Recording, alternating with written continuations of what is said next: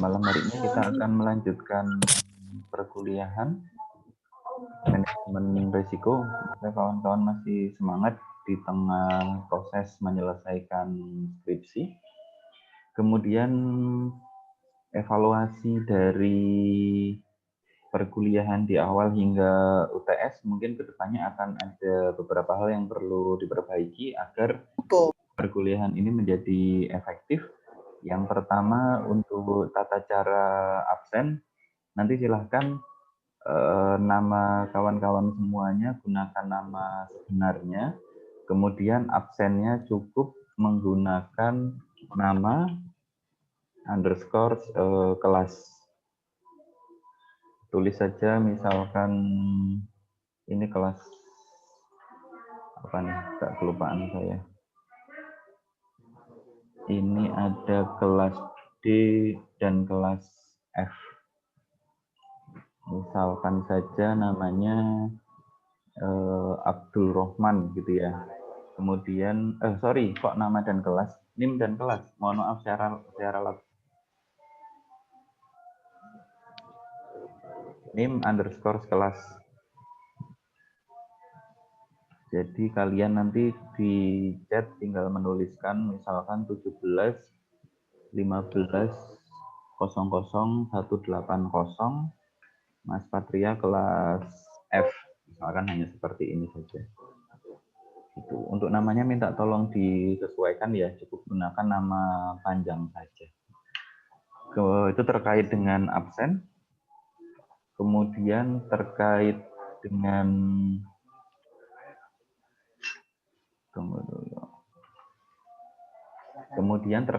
proses perkuliahan, dari hasil jawaban UTS yang telah saya periksa, ada beberapa mahasiswa yang nampaknya masih kurang maksimal mengikuti perkuliahan ini, sehingga nanti barangkali di pertemuan berikutnya skema akan saya rubah, di mana nanti saya akan minta kawan-kawan secara sukarela untuk mempresentasikan materi, kemudian saya akan memimpin diskusi setelah materi tersebut disampaikan oleh mahasiswa. Artinya tidak semuanya mahasiswa bisa ikut presentasi karena sifatnya hanya sukarela, dan tentunya bagi mahasiswa yang melakukan presentasi akan ada poin keaktifan yang prosentasenya di mata kuliah ini cukup banyak. Oke. Berikut merupakan materi perkuliahan pada malam hari ini. Pembelanjaan risiko belum ya? Udah belum ya di kelas ini? Di dua kelas ini? Belum, Pak. Belum ya? Belum, Pak. Terima kasih, Mas Patria. Pembelanjaan risiko. Oke, kawan-kawan, kita akan membicarakan mengenai pembelanjaan risiko. Pembelanjaan risiko ini memang harus diukur karena beberapa perusahaan itu kadang terlena mengenai pembelanjaan risiko ini. Risiko itu kan bisa dibilang mudah untuk diatur, tapi bisa dibilang sulit juga untuk diatur. Dan ketika kita tidak baik melaksanakan proses pembelanjaan risiko ini, bisa jadi anggaran perusahaan itu akan banyak terkuras di sini, kawan-kawan. Dan asumsi-asumsi yang digunakan dalam menentukan risiko ini juga harus berhati-hati. Apapun strateginya itu tidak ada yang baik dan tidak ada yang buruk, tergantung situasional masing-masing perusahaan. Metode pengendalian risiko ditunjukkan untuk mengurangi kerugian potensial dan mengusahakan agar kerugian-kerugian tersebut dapat diramalkan, dapat diprediksi. Saya geser dulu. Untuk pengendalian risiko, perusahaan harus melakukan pembelanjaan yang berhubungan dengan cara-cara pengadaan dana dalam memulihkan kerugian tersebut. Ada dua metode yang bisa dilakukan. Yang pertama, risk financing transfer. Yang kedua, risk financing retention. Jadi yang pertama menggunakan financing transfer, yang kedua financing retention. Tentunya keduanya memiliki pola yang berbeda ya. Untuk financing transfer seperti ini kawan-kawan. Jadi pembiayaan risiko itu dilakukan dengan memindahkan harta yang bersangkutan kepada pihak lain. Katakanlah saya punya sejumlah uang begitu, uang yang saya miliki ini ada kemungkinan risiko dicuri gitu ya, karena tempat tinggal yang saya tempati sangat terbuka sekali dan diakses oleh banyak pihak. Sehingga saya menitipkan uang saya kepada Mas Patria misalkan. Saya titipkan Mas Patria 1 miliar rupiah kepada Anda, tolong dijaga. Kemudian saya juga berpesan kepada Mas Patria bahwa tolong uang ini benar-benar dijaga dan apabila di kemudian hari terdapat resiko terhadap uang ini, maka resiko tersebut akan menjadi tanggung jawab Mas Patria, begitu ya. Artinya segala sesuatu yang tadinya melekat di diri saya pindahkan kepada Mas Patria. Tentunya dengan berbagai macam perjanjian. Bisa aja saya nantinya akan menyampaikan kepada Mas Patria, Mas nanti kalau misalkan 1 bulan uang ini aman, saya akan ngasih fee Mas Patria, misalkan seperti itu ya. Kemudian dengan cara semacam ini, tentunya risiko ini bisa saya pindahkan. Tunggu dulu ya. Dengan cara seperti ini risiko dapat saya pindahkan. Yang tadinya risiko ada di saya, sekarang berpindah ke Mas Patria. Nah, dalam melakukan penyesuaian ini, tentunya tidak 100% mudah gitu ya. Saya harus melihat kapabilitas Mas Patria terlebih dahulu. Apakah memang amanah barangkali? Apakah memang Mas Patria ini sanggup menanggung risiko apabila di kemudian hari terjadi kehilangan gitu ya terhadap uang ini tadi. Kemudian proses semacam ini tentunya memiliki beberapa keterbatasan gitu ya.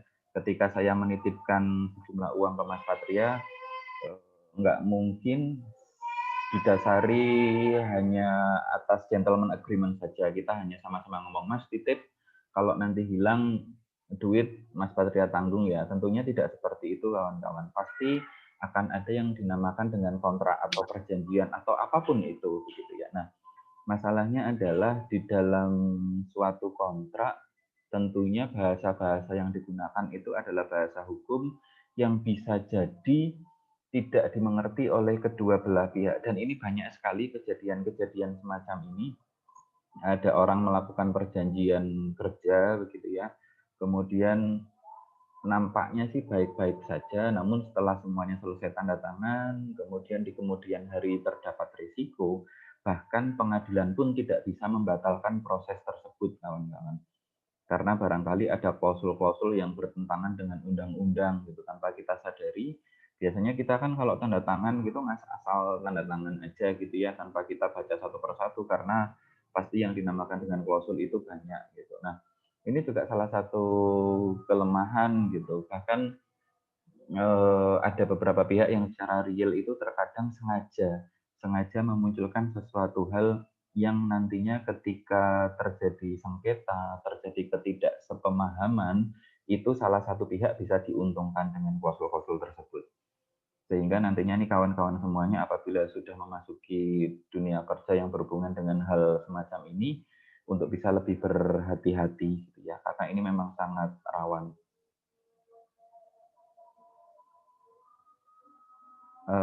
Contoh non-insurance risk transfer financing yang paling mudah terlihat itu adanya penggunaan jaminan, surat jaminan kawan-kawan, surat jaminan kerja. Saya coba menganalogikan ada yang dinamakan, saya kasih kursor biar kelihatan. Ada yang dinamakan dengan oblige. Oblige adalah pemilik pekerjaan yang menyerahkan pelaksanaan pekerjaan kepada prinsipal yang mempersyaratkan adanya jaminan dari pihak ketiga. Oblige dapat berupa perorangan, perusahaan, instansi pemerintahan, atau lembaga-lembaga lainnya. Katakanlah yang paling mudah analoginya adalah saya, gitu. Misalkan saya sebagai pimpinan daerah, kepala daerah, gitu ya. Saya sebagai gubernur Jawa Timur, misalkan, itu akan melakukan pembangunan atau penyusunan sebuah kapal, gitu ya. Sebuah kapal yang sangat mewah yang nantinya akan dioperasikan oleh pemerintah daerah Jawa Timur, gitu. Kemudian ketika saya berencana membuat kapal penghubung deh, Jawa Timur itu kan banyak pulaunya ya. Kapal penghubung ke pulau-pulau kecil tentunya memakan biaya yang sangat banyak. Penyusunan atau pembuatan kapal tadi tentunya tidak akan saya lakukan sendiri. Dan Pemda Jatim juga nggak punya infrastruktur nih untuk bikin kapal. Pekerjaan kapal tadi akan saya limpahkan kepada orang lain. Orang lain ini disebut sebagai prinsipal, kawan-kawan, atau bahasa mudahnya kontraktor pemborong gitu. Semua pemerintah daerah pasti melakukan hal semacam ini. Nah, saya sebagai pemberi kerja atau oblige tentunya tidak akan begitu saja menyerahkan pekerjaan ini kepada prinsipal. Iya kalau prinsipalnya ini amanah, iya kalau prinsipalnya ini jujur, gitu ya. Itu dia pentingnya di perkuliahan ini kita harus memahami bahwa aspek-aspek risiko ini bisa terjadi kepada siapapun, sehingga saya mempersyaratkan kalau memang kalau memang prinsipal ini mau masuk, mau ikut mengerjakan penyusunan kapal ini, dia harus menyerahkan surat jaminan, kawan-kawan. Surat jaminan ini saya tuliskan sebagai surety bond. Artinya mereka harus divalidasi oleh pihak ketiga bahwa prinsipal ini memang memiliki jaminan apabila sewaktu-waktu prinsipal ini gagal melaksanakan pembuatan kapal.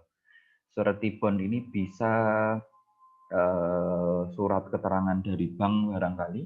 Jadi bank nanti sebagai pihak ketiga memberikan jaminan bahwa kontraktor atau prinsipal ini memiliki cukup dana apabila nantinya dalam penyusunan kapal ini terjadi sebuah risiko. Misalkan kapalnya udah mau selesai tapi tiba-tiba kapalnya kebakar nih.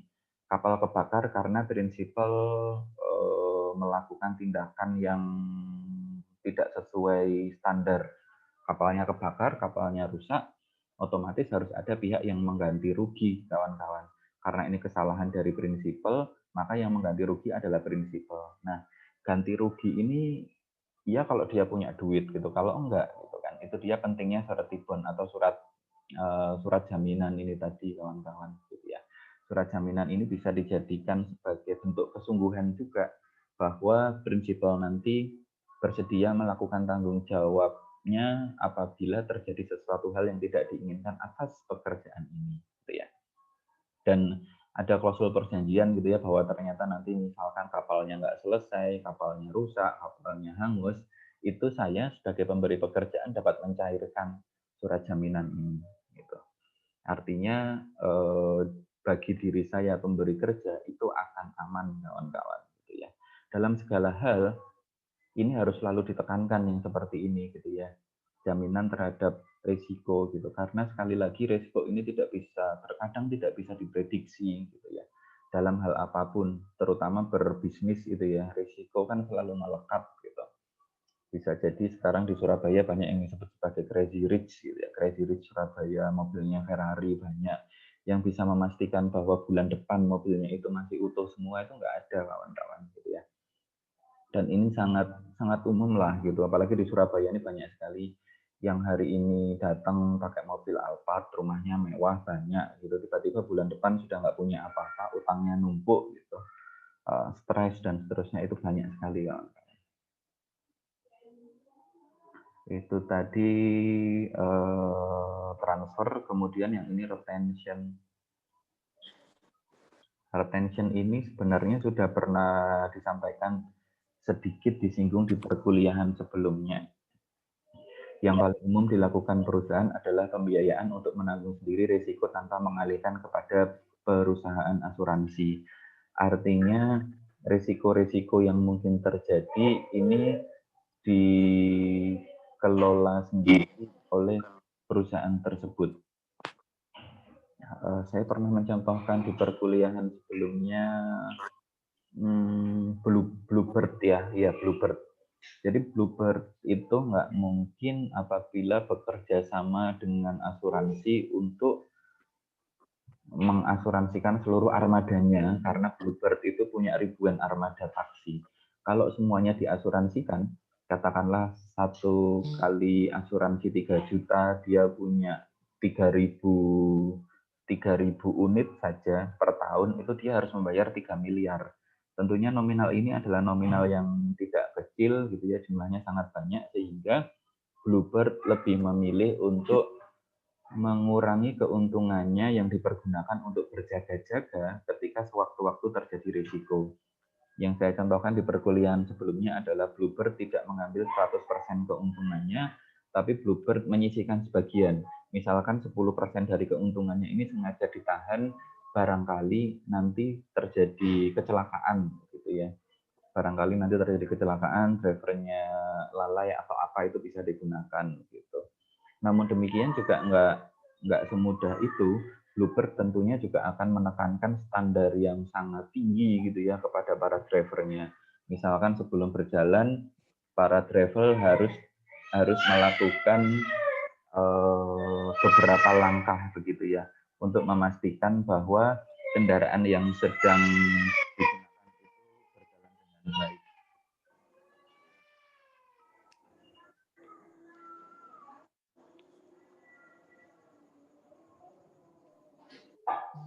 Kemudian alasan perusahaan melakukan retention karena tidak ada pilihan lain gitu ya, seperti Bluebird tadi. Pilihannya ya bisa sih ngasih 3 miliar, tapi kan tentunya banyak banget tuh. Sementara 3 miliar kalau dibeliin armada mobil sudah dapat 300 armada, katakanlah seperti itu. Biaya lebih hemat, kerugian, opportunity cost, kualitas dari pertanggungan. Nah, ada nggak ya di belakang?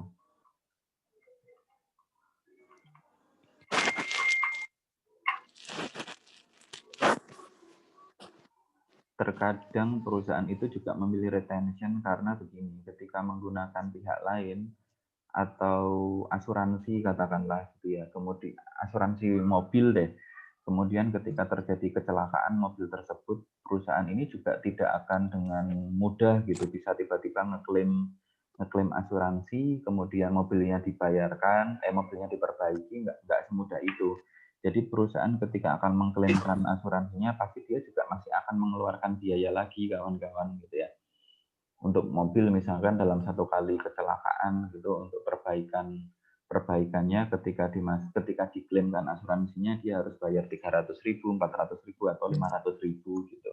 Padahal sebenarnya dia sudah membayarkan premi, ada premi yang sudah dibayarkan gitu, tapi dia masih tetap harus mengeluarkan biaya lagi ketika resiko tersebut terjadi.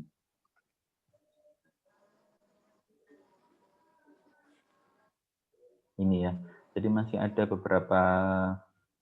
beberapa biaya yang harus dibayarkan oleh perusahaan gitu ketika nanti terjadi risiko, sehingga beberapa perusahaan lebih memilih untuk mengelola risikonya sendiri, kawan-kawan gitu ya. Sekali lagi seperti yang saya sampaikan di awal tadi, tidak ada yang buruk dan tidak ada yang baik, semuanya tergantung strategi yang dipilih. Asalkan semuanya paham bahwa risiko itu bisa terjadi sewaktu-waktu dan bagaimana cara pencegahan atau penanggulangan ketika memang risiko sudah terjadi gitu ya. Hal-hal strategis apa yang harus dilakukan. Saya kira cukup itu materi untuk malam hari ini. Ada pertanyaan terkait dengan risk transfer dan risk financing, pemindahan risiko dan pengelolaan risiko. Nanti mulai pekan depan ya barangkali materi bisa dipresentasikan oleh mahasiswa, kemudian saya akan masuk di sesi diskusi. barangkali nanti nilai akhir juga akan sangat saya prioritaskan dari keaktifan mahasiswa di kelas. Keaktifan ini artinya tidak hanya sekedar kehadiran saja, tapi partisipasi di kelas, bagaimana mahasiswa bisa berpendapat dan seterusnya gitu ya. Idealnya kalau bukan angkatan 17 sih saya banyak memberikan tugas gitu ya.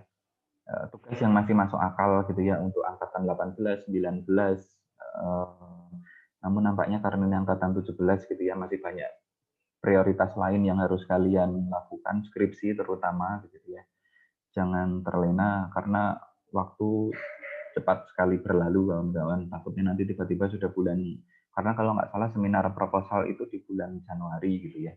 Ini sudah masuk bulan Desember, artinya ya tinggal 1 bulan lagi kawan-kawan wajib menyelesaikan bab 1, 2, 3. Dan bab 1, 2, 3 ini menjadi penting karena bab 1, 2, 3 ini ibarat kita membangun rumah, ini adalah fondasi. Kalau fondasinya nggak kuat, kalian bangun rumah, bangun dinding, bangun genteng, nanti kena angin sedikit akan hancur gitu, dan harus mengulangi memperbaiki fondasinya lagi gitu. Terutama di semuanya lah bab 1, 2, 3 itu fondasi. Ada pertanyaan? Apabila tidak ada, silakan dilanjutkan dengan absen, kawan-kawan. Silakan langsung tuliskan NIM dan kelasnya saja. Kelas pun juga langsung dituliskan hurufnya saja. Gitu. Nanti agar memudahkan saya untuk mengidentifikasi gitu ya. Barangkali ada yang kelupaan, tidak saya anggap ikut absen karena saya sulit mengidentifikasinya. Bisa dimulai sekarang hingga 10 menit ke depan ya. 19 lebih 12 menit, room ini akan terclose secara otomatis. Silahkan mulai dituliskan namanya. Kalau ada pertanyaan, boleh nanti disampaikan lewat WA. Sekarang khusus untuk absen dulu. Terima kasih, selamat malam.